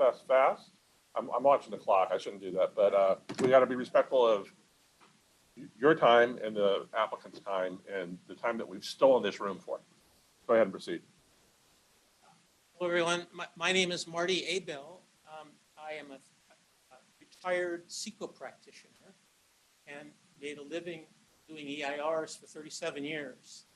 And I have to say, I find it preposterous that this project would be proposed without doing an EIR. If it proposes to use one of the 4 EIRs George referred to earlier that have been done for this site, there's a process you have to go through to do that. And it isn't just take it to the zoning administrator, sign off on it. You have to first do what is called an initial study. And that's detailed in the statutes and the guidelines for CEQA. But that's a requirement of CEQA. In order to be legal, you have to do that. If the initial study determines that an old EIR would be adequate to describe the setting, the impacts, the project, alternatives to the project, and mitigation measures for the impacts of the project, then it has to conduct a public review, stating it plans to use the old EIR as the new DEIR. And it has to issue a notice that says the key issue is to determine whether the old EIR should be used and whether any new alternatives or mitigation measures should be considered. And then the county has to take public comments on that notice. And the county must prepare a response to comments for those comments received during the review period. And before approving the project, find the EIR, including comments and responses, is adequate for Project Frontier. And then it can certify the EIR, make findings, and issue a notice of determination. I don't mean to get in the weeds here, but it's not as simple as we've heard tonight. There are steps, even if you try to take all the shortcuts you can, there's steps you got to go through that I don't hear being taken. So I just wanted you all to be aware of that. I just ordered my 2023 copy of this today. Okay, I'll work that. I don't have it yet, but. Sorry, I'll get it. So I don't have, actually, I do have a couple of questions now that I've made my points. We didn't hear how many acres the site is. We didn't hear how many square feet of floor area. But I have to believe it's probably the largest in terms of square footage private development project in the history of El Dorado County. 4.8 million. Yeah, 4.8 million, something like that. And to do that without an EIR, as I say, is not just preposterous, but I would tell all you, I think that's outrageous. Thank you. Thank you, Marty.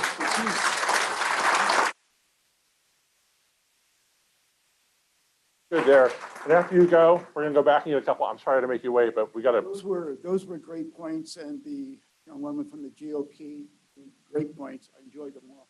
I had a couple quick questions. The daily particulate matter from the diesel trucks, have you done any kind of a study on that?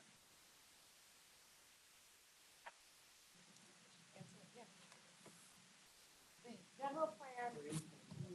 Oh.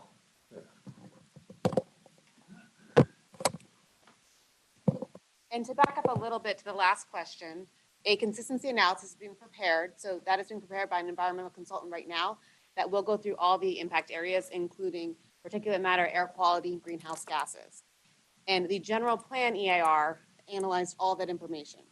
So that will be in there. That will be submitted to the county when it's done. It will also be publicly available.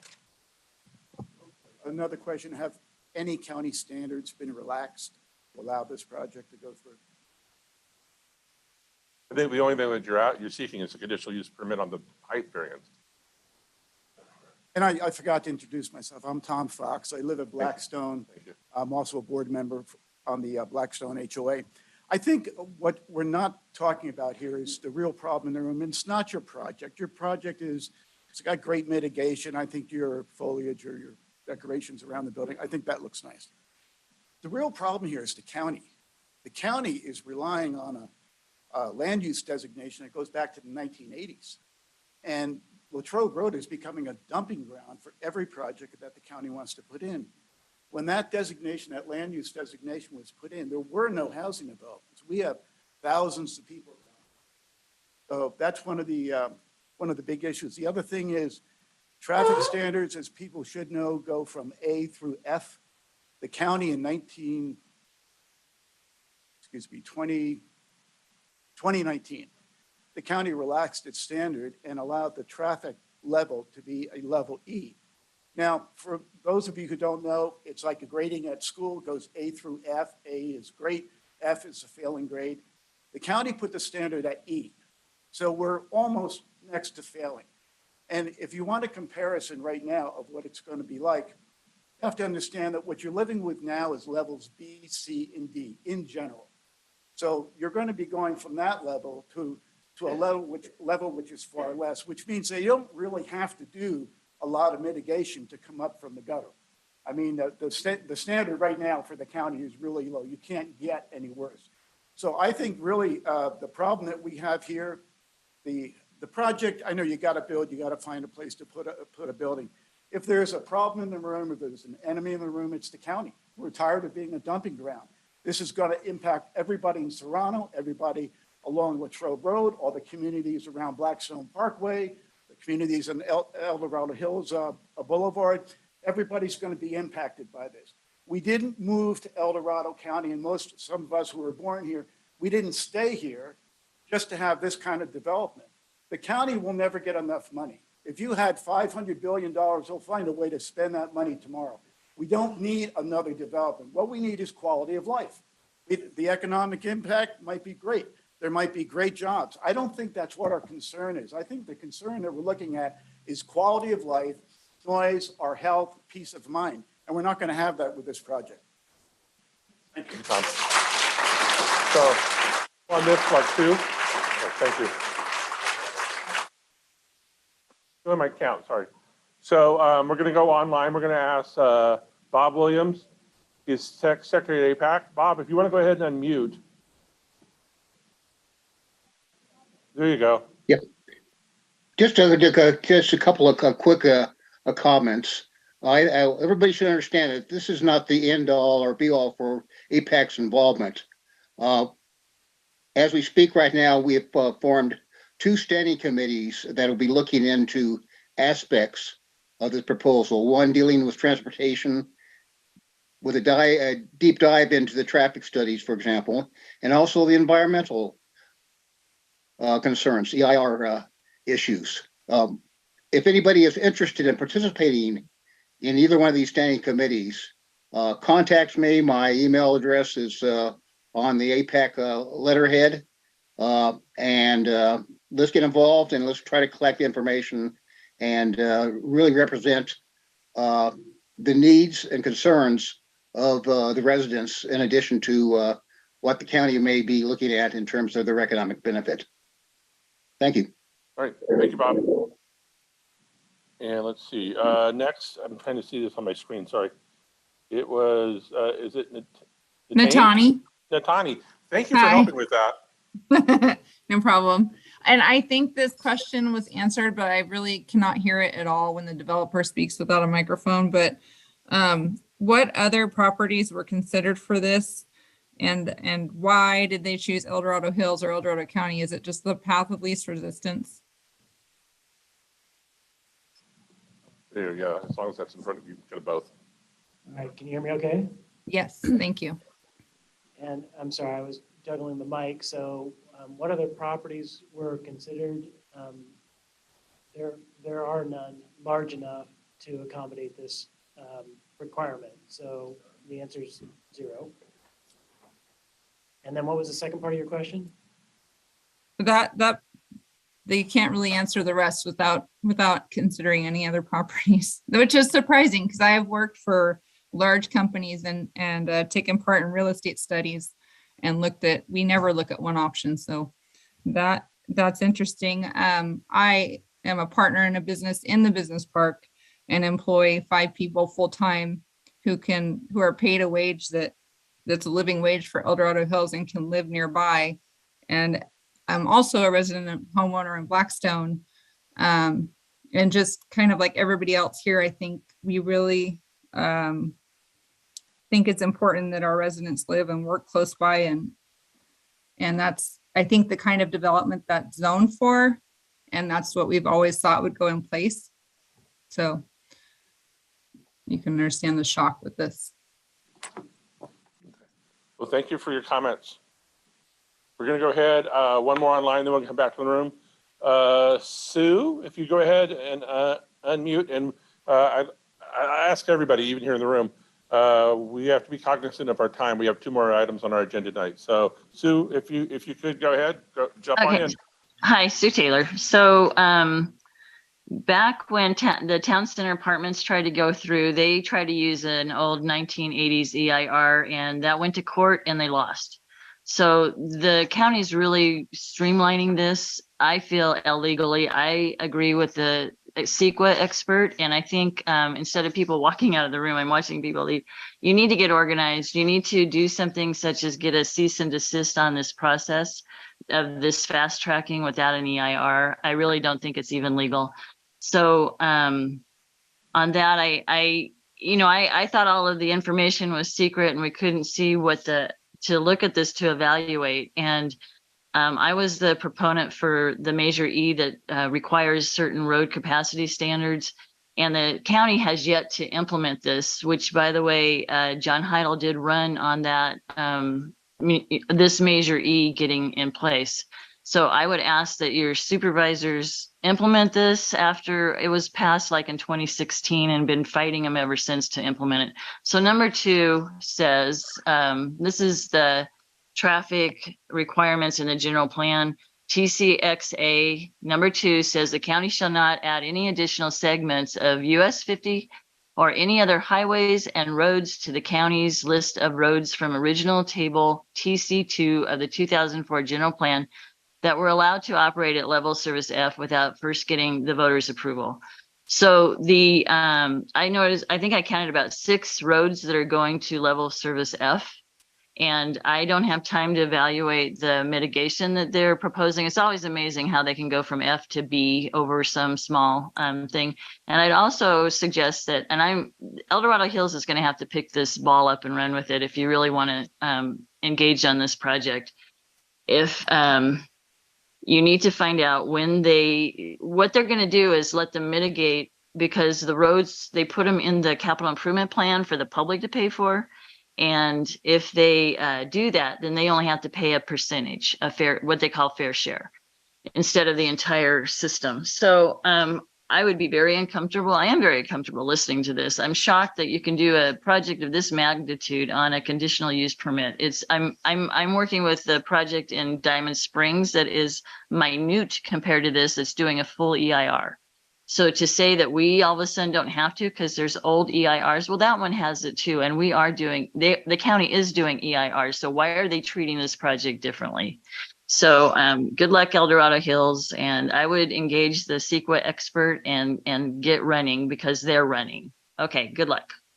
Thank you, Sue. Thanks for waiting. I'm trying to count. Okay.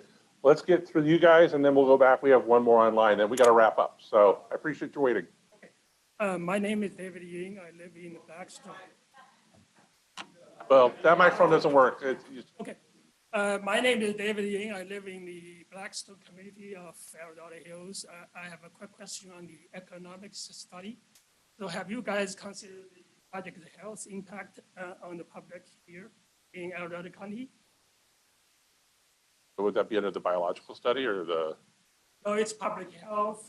Public health? Okay. Impact on the public health, because actually based on the low number, you said 5,000 truck traffic a day, I calculated it's about 15 minutes, kind of half filled truck.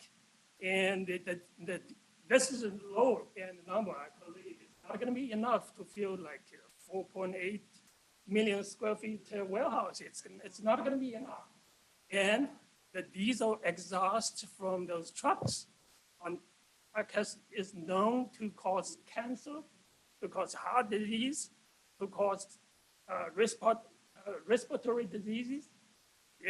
Have you guys considered what's the impact on the public health here in El Dorado, which will build the the broad impact of all these and how much money it would cost for people to go see doctors, to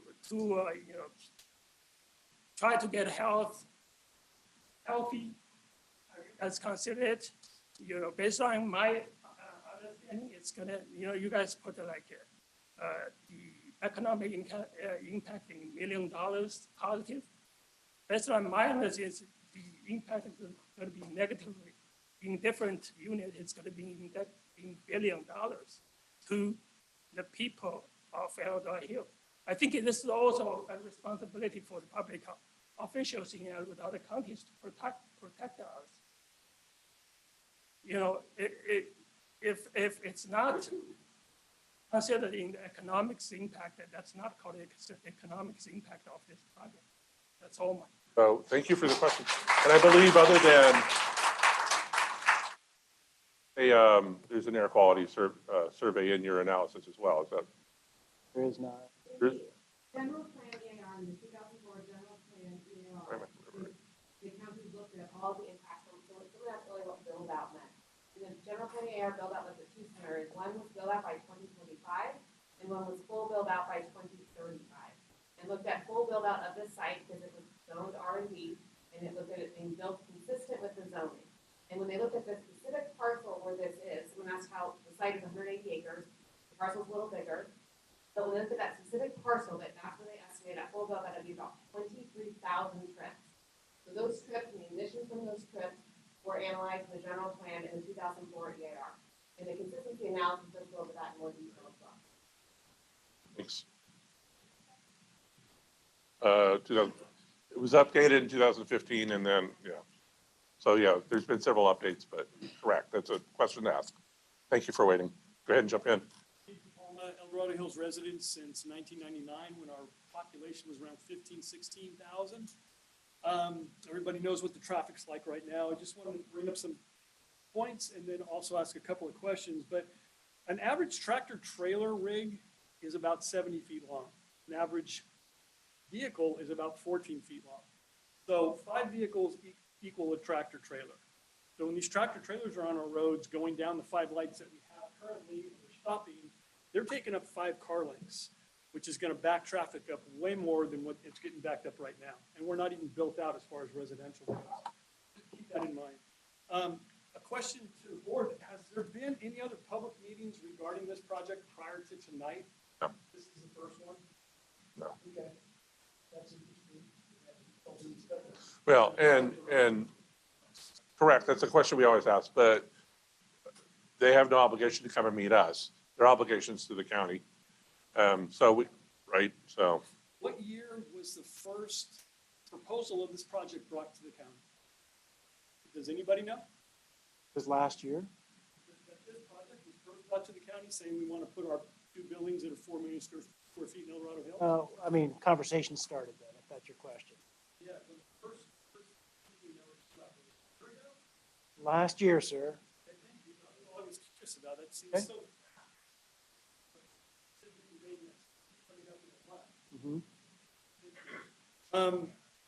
As far as height zoning, right now we have a 50-foot height limit on buildings. So these buildings are going to be close to 100 feet, or one building? One building. The other building will be 50. Yeah. So the 100-foot building is double the height limit, correct? I'm just curious, Yeah. what was the original height limit based on? Why are they changing it to double for this project? Well, they're asking to change it because they want it, but the question about why was 50 you and I have been here about the same amount of time. I don't know the answer, but it's a question to ask. Good question. Okay. And then also, does anybody have a projected average earnings for the folks that are going to be working at this project when it's finished? $30 an hour. Okay, I think that was mentioned earlier. 60K, right? Yeah. So, cityhood. If we decide to become a city, just a question, if we decide to become a city, is the business park going to still stay as county, or would that be absorbed into cityhood? No? It depends on where the lines are drawn in the proposal that goes to LAFCO, if it gets that far. So the cityhood Yeah. put forth, that'll be in the design. Great, that's all I have. Thank you Thank very you. much. Thank you for waiting. Yes, please do. Hey, my name is Bhuvan, and I live in Blackstone as well. And one comment followed by question. First comment is, I heard that this area or this lot is designated for research and development. I'm having a hard time understanding how a warehouse, if I may call, is a research and development center. I don't know. I'm a research and development by trade. Yeah. And The quick answer that, and we're not experts, we try to educate ourselves and we've got some answers, but the quick answer is that zoning designation allows the use. So it's a R&D industrial, but it allows a multiple amount of various uses in that, like we just talked about earlier. There are schools, churches.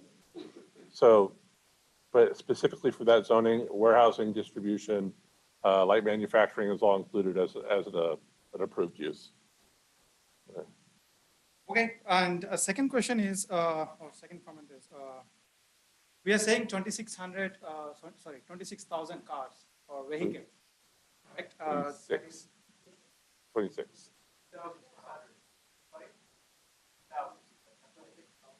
2,600 daily trips. Oh, 26, for 2,600 daily trips. No, but what is it initially projected for? There's no projections going back when it was approved, was for about 25,000 daily trips for that area. Are they all cars or how many of them It's are? just- Well, they have a breakout in the traffic analysis, but the old analysis for when they were entitled for the business park, I don't know that we had the breakout on that. They just did an average daily trip and, and that's applied to the approval. So we are saying around 5,000 vehicles with the current one, right? And around 2,500 jobs approximately. So can I assume that another 2,500 of just hardcore trucks that will be coming every year, every day? Believe. Trip to work and then a second trip is from work. So how many of these 5,000 vehicles will be trucks?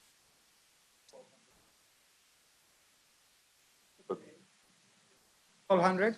1250, yeah. 1,250? Okay. Yes, that's round trip. And my problem is this. So we have there is a lot of land too, right? And there will be other parcels too.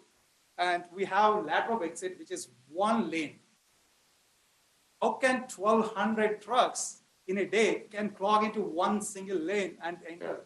I didn't see that. Yeah, but in the application and in the detailed answer that we received, they are suggesting to expand it, Latrobe Road, I think from investment down to The project site.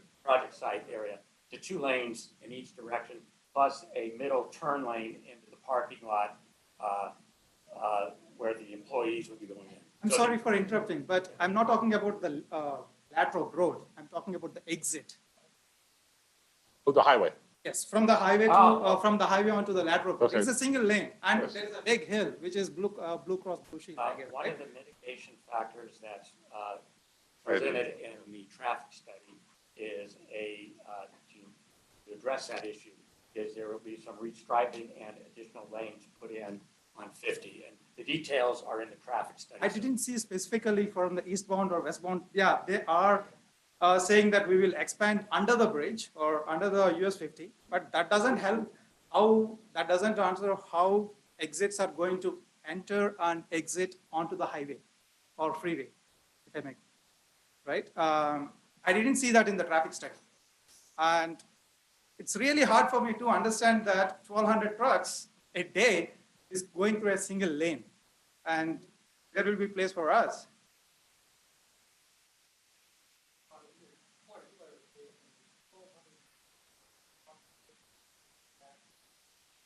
Half.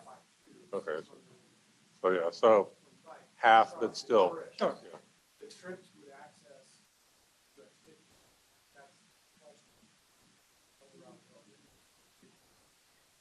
So, right. That's 6,250 cars. I mean, like, yeah. So it's a bad traffic, and it's a sharp turn too, right? I don't know. So, And traffic is always, with us as a group, when we look at projects, traffic is always the first thing that we look at. So we'll be asking those questions when we make our subcommittee findings. But again, it's important that the decision makers hear from the community and not just us. I know. So, but I would appreciate, like, you're thoughtful about your questions, so go ahead and make sure you get them to them before the decision is made. I appreciate it. Where can I submit those? Well, they'll have an agenda that comes out. We'll post it on the APAC website to let everybody know. But it's typically via email, or you can go in person to the, it sounds like the zoning administrator meeting. Whether it's actually happens in April and the next one in a later month, we don't know yet. I see. But yeah, there are a lot of questions that are not getting answered, and there are not many reports that I see. And when I entered, I heard that there will be a meeting in a month with the decision. And will public be allowed to see all the reports before that? I mean, like They post them online with like the just agenda. before, one day before that, I guess? Yeah, 2 weeks is what they usually do. Okay. So, I mean, to be clear, the reports are online now. The county's report is posted. The staff reports and the, Yeah, is that what you're referring to, the staff No, report? but there are a lot of people asking all these questions, right? Enrollment questions and all this. And none of the reports are available. I am not getting any straight answers. Yes, there is very legal answers to say, politically correct answers, but I can't make anything out of it. This group has posted all the existing reports on its website. I'd recommend you go there to take a look at those. I tried, but I couldn't find many. oh, yeah, But anyway, yeah. sure. So about the reports, they're hard to find with the county website. That's why we put them on the website. If you want to send me an email, my address is on the agenda. We'll get it pointed to you. Thank you. Thank you.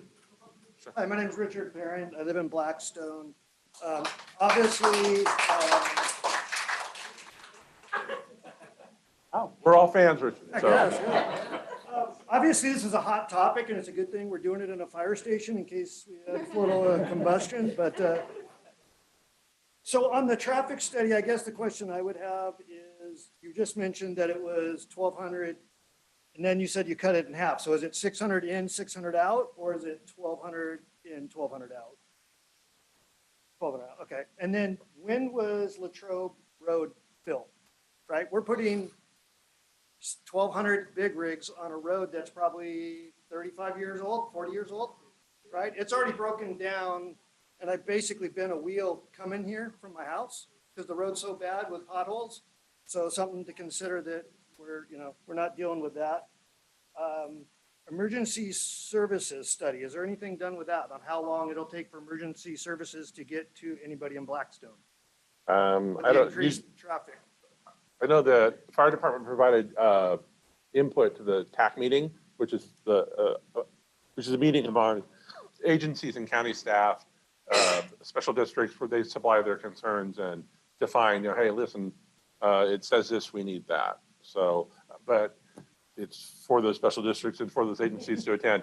We submitted our comments, but we weren't invited to the meeting. So I don't know. If we haven't completed an emergency services study per se.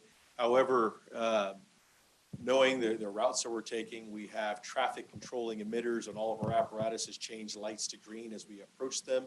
And then we'll also work with the developer to look at emergency vehicle access so that we can get there in a timely fashion, both to their facility as well as everybody else in the area. So we're working with the developer when that time is right, and we'll ask all those questions to make sure we have emergency vehicle access and make sure that all of the intersections are controlled by the emergency emitters. Can I ask you a personal question? Absolutely. Today, would you tell me that if there was an emergency on the other side of 50, and the way the traffic is, you could get there in a timely manner to take care of somebody? Yes, 100%. Okay. Light pollution study, is there anything ever done with that? I don't remember the answer to that. I know I saw something, but. The reason I ask that is basically everybody in this room that spent their hard-earned money to purchase a home in Blackstone and that entire hillside up there, we do not have streetlights, right? So we live in a very dimly lit community, and we love it for that. And so when you start bringing in a 5-story building that's twice as tall as anything that's in there, you block our views, you're adding light pollution, and those are all things that everybody's already brought up about, property values and things like that. So I think there's some needs to be looked at with the light pollution that's going to go on with that. Answer that question if you like. Yeah, definitely. So all projects have to have a light study done, and the light from the project in the parking lot areas, for safety reasons, has to be 1 foot candle. It's dimly lit, and that light pollution will not spread beyond the property line by, like, I don't know, 5 or 10 feet is what it laps over. And so there are no light fixtures that are shining light outward or upward. It's all down, and it's at the fringes of the property. It's for safety only. There's going to be lights on the building too. The buildings are going to be emitted, and you will see them from the properties that we live in, is what he's describing, I believe. You're not going to miss that. It's going to be 4 million square feet. And it will be, what it comes down to, it'll be the scope of that project, but any project went in there would have the similar, right? And that's what the zoning allows them to do. But yeah, it'll be the scope of this because of the size of the project, it's bigger, right? Not a 100-foot tall structure. Correct. The largest structure over there right now is, I believe, 600,000 square feet. Correct me if I'm wrong. 640. 640, Yeah, okay. so this is about, Yes. about a quarter of the building.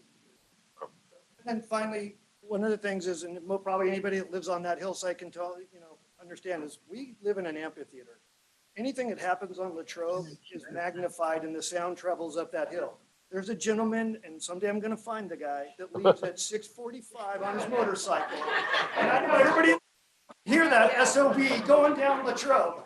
And so what I ask is we all have rules, right? These rules are put in place to protect us, to allow them to build or whatever. But I asked all the elected officials, you can't paint everything with the same brush. Get in your car, come up, spend some time with the people that live in that community, hear the sounds, see the lights, see the views that we have, and take that into consideration when you're making your decisions, because we're all taxpayers, we all have a value in there, and you can already see people selling their houses right now because they're panicked and they're trying to leave and get out, and that's going to affect everybody, and it's going to affect our community. Thank you.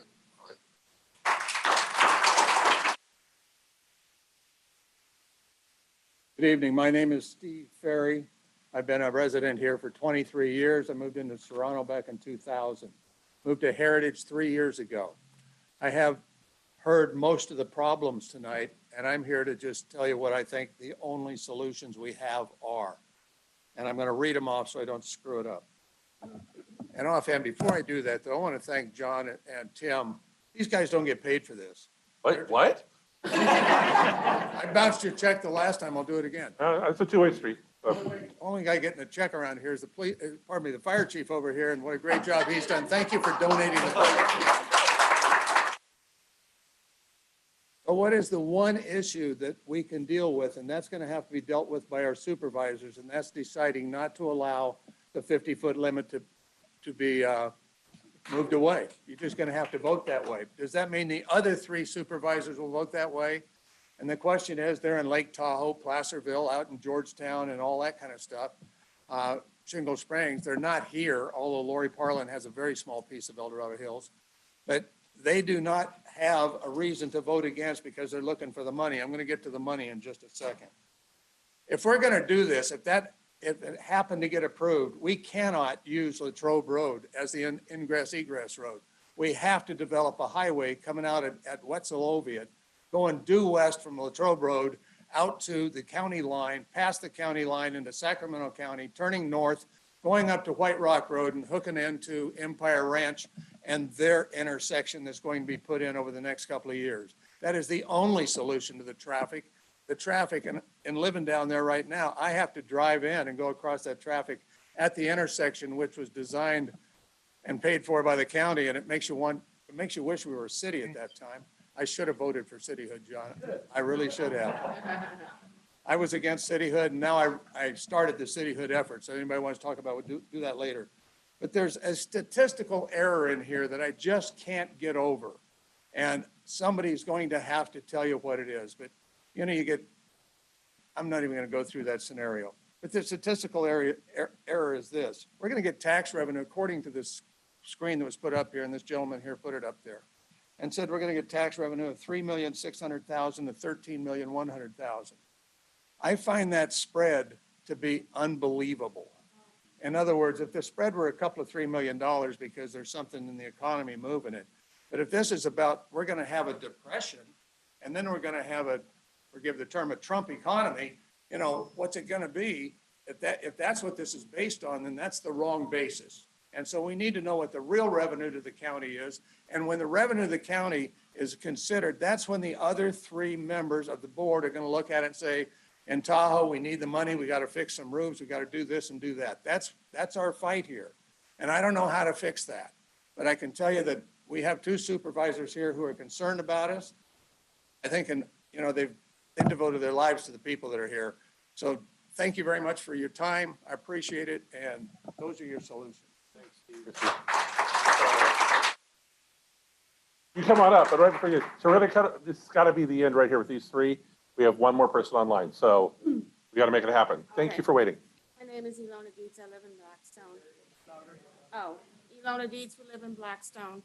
And I thank you for bringing that up. I was thinking about this all night long. And there has to be an off-ramp if it's going to happen. We all know we don't want it to happen, but if it is, it has to have its own off-ramp so that it doesn't affect us. They can just build their own off-ramp designated just for the trucks. Maybe that's a solution. And have you considered trying to go further inland where there's more land and not being so close to our homes? Okay, there's a lot of land out there. Go back where it's more isolated, so we don't have all the pollution and all that stuff. We haven't considered that. It's too close to us. You know, it's big, but there's quite a bit of land out there that they could possibly consider and move it down. So maybe that pollution and all the trucks and the off-ramp and having their own off-ramp, getting there, it won't impact as much. So that's, I just wanted to keep that in mind, please. You know, if it's going to be, oh, and one more question. Is it Amazon? Am I allowed to ask? You can ask the thing, and this is a thing that was expressed to us. It's just curious, you know. So, guys, so they have an NDA that's a legal agreement with their customer that they can't disclose to us. We can't, we don't know. We can all suspect things, but we want to honor the requirement. If we don't honor that requirement, we can't have them here to talk, even in, so, but we want to be fair. They do have that agreement with their customer, and I believe the county has an NDA as well. So, but thank you for asking the question. Yeah, okay, thank you. Hi, my name is Aparna, and I live in Blackstone. And we've all heard all the impacts that this thing is going to create. I think the problem is not asking the applicant not to come. The problem is to ask the county not to let them come. And how can I and the rest of us disgruntled folks who have not got answers today, how do we convince the county? What do I need to do? How many signatures can I get? I need to get to the grassroots levels of this. This is a beginning, I know, but where do we go from here to convince the county not to? No, I think I think everyone should express their concerns to the appropriate individual. Write letters to the Board of Supervisors, write letters to the 5 planning commissioners, write letters to the head of planning, write a letter to the zoning administrator, who's going to be the first person to hear this, apparently, and just let them know what your concerns are. Is there a deadline? We don't know that there's a specific date yet. I've heard that April 17th, that's normally when it calls in a cycle, but it has not been posted officially on the county's legislature site yet. But as soon as it's posted, it'll be on the APAC we'll put it on our website here. But again, start composing your letters. Your concerns, the questions you have, just send them out there, because that's the only way you can get people to hear you. I think we can get as many signatures as there are homes in Blackstone alone. So, if that helps, we'll do that. I'm gonna get to it. Yeah. Thank you. I'm Monica. I live in Blackstone on Avanti. Thank you so much for giving us a voice, because it's important. Obviously, there's a lot of passion in this room. I've heard a couple of things that I'm wondering with the light pollution, if we're addressing the fact that those vehicles that are leaving in the evening, that are going to, my backyard is the glass window that is going to see every truck that comes and goes. Selfishly on my part, I don't want it there, but I'm wondering with that light pollution, I already see traffic going by in the evening. So now if they're predominantly going to be working in the evening, how much is that going to go up? Second, the pollution. Where did we do the tests for the pollution? how far up the hill? I know downstairs, I don't hear as much traffic. Upstairs, I hear it all. Everything echoes upstairs. And then my third concern is wildlife. I literally sit in my backyard. I listen to the coyotes at night. I have little dogs. I protect them. I love the coyotes. I watch the hawks. We have foxes. We have rabbits. They run through our neighborhood wild. I'm worried about that. This is why we're retiring in El Dorado Hills. Yeah, I've lived here since '89, but this is why we chose to stay. So if you can answer those questions with the pollution, I don't know how we're going to get around the lights flaring into our windows. And when we moved, we realized there's going to be traffic. Totally understandable, but this is on such a grand scale. I don't think anyone's ready for this, for the pollution. And how far up did we go to test the pollution of the street? Do we have that in the test studies? And the light pollution, is that in the test studies? We don't have the answer. If I could recall it, I would, but I know that they did a biological, I think the biological survey is probably the largest. It's the largest component of the, that's what I mean, yeah. We asked those questions in our letter. There are responses and we put it, responses they provided to us, it's on there. But it doesn't mean you can't ask the question again. I have the videos daily. If anyone would like to see them, I'm happy to sit. Yeah, actually, the most detailed report that's available is the biological study. And do you have it on yours? Everything that's posted, yeah. So it's a long report. It's from a firm called ESA, and it'll answer all your questions regarding plants and food. And what about the pollution when the lights and just the pollution in general? How far did you go across the street? How far up the hill did you go? At what point do we kind of cut that off? Yeah, again, so that all projects cannot have light pollution beyond their property line. So that will be dealt with at the building permit stage. So it happens on the road, not to cut you off, but it literally happens on the Latrobe when the cars go by. I don't know how we're going to avoid that. Or leave our site, I can't speak to that. I wish I could point that. You guys consider that truckers leave their trucks running when they're at the dock? I'm not talking about traveling, I'm talking about running at the dock. People spewing pollution. Yes, sir. So California law limits idling to 5 minutes. And so a number of our projects actually ratchet that down to 3 minutes and sign the property, the truck court area, so the truck drivers abide by that. Of course, it's a thing, but right. Please, yes. So we have one last one. Thank you, George, for your help. Do we? We have one that's online. And I want to say it was Mike Turco. Let's see. Mike, are you ready? I am here. Can you guys hear? Thank you for being so patient. You are the big deal tonight. You're I get to bring it home. This is so exciting. Well, thank you all for organizing this event and bringing folks together. What I wanted to ask, I have 2 questions to expand upon something that was mentioned earlier, and I'd like to ask it of the representatives for the applicant.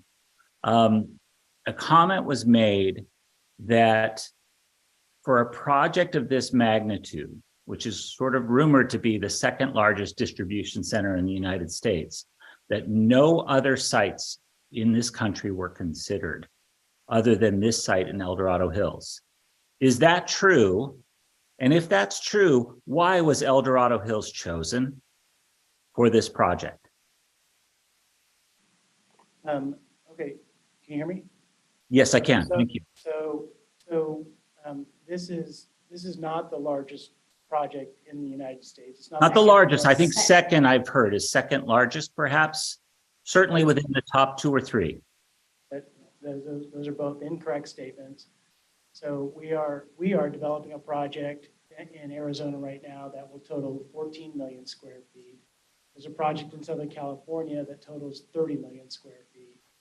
So it's a large project. I recognize that, but that statistic is not correct. Okay. And then what was your next question, please? So characterize it. So the question really is not so much the size, but for a large project in general and a nationwide large project, why were no other sites considered for this?